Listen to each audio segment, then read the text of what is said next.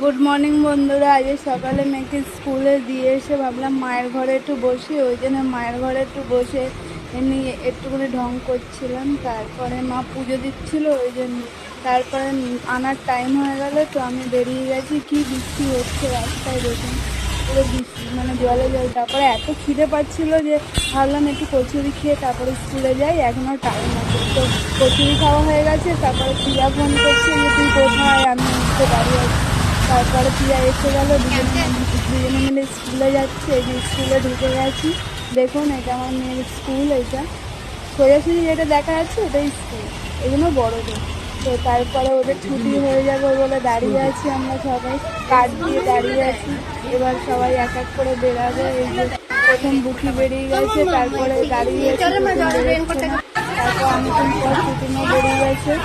তারপরে আমরা বেরিয়ে যাওয়ার পর তারপরে আমরা সবাই দুজনে মিলে রিক্সায় উঠে গেছি। তো অটো তো দেখানো হয়নি, তারপরে রিক্সা ছেড়ে দিয়েছে, আমরা বাড়ির দিকে এসেছি। এই যে আমি ঘরে এসে গেছি, এসে দেখছি ঘরে পুরো নোংরা পড়ে আছে, আর আমার বর কোনো কাজ করেনি। তারপরে এসে টাটা করে দিলাম, ওকে টাটা বাই, ভালো থেকো তোমরা।